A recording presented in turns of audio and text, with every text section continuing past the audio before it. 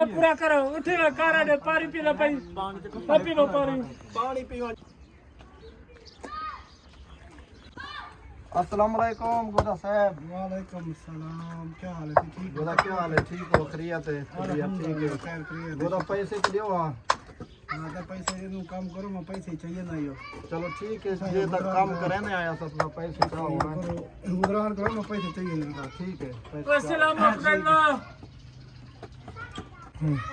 साढ़े होते चल चावन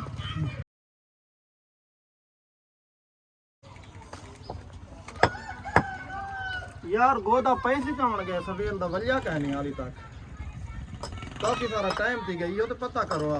काम कर हाल यार है। चलो साहब गोदा हाली तक नहीं आया, 2 घंटे तकरीबन थे क्या नहीं था काम तो मेरे को लागे गोदा आवे तो बस 5 मिनट सबर करा दे। अच्छा और पानी तो पिलाओ यार। हेलो यार पानी पिला यार, पानी पिला, एक बोतल पिला।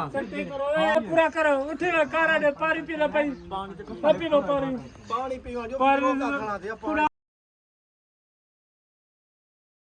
जवान सवेल दा गए उसके जितना बुलाक ला से कितना काम की दिख रहा जवान हाल ही नहीं आया यार, इनका पता करूं सही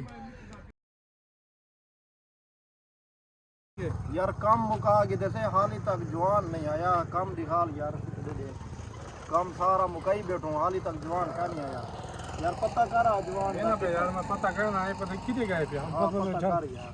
पता कितने यार कितना है वो बंदा भाई ये खड़े हुए वाला बंदा उसका पैसे वाले दे देता है काय के गाल धो के मारे देखा काम कराना पड़ेगा। कौन वो तो बेहोश है किलो दे दो।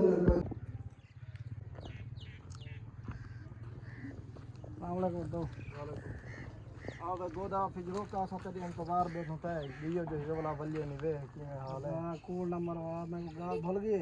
अच्छा असली उधर काम कराना पे मिस्त्री आ गए। असा पैसा काम ते लावे देखो के जरा काम कढ़ा के देवे सारे किने यार गाल भूल गए हुन तोरे की पे चंदा इकट्ठा करें सवेरे पूछे था बिरादा है सवेरे। हां सवेरे अल्लाह खैर करे हैं। ठीक है यार पानी बड़ा करा सवेरे चंदा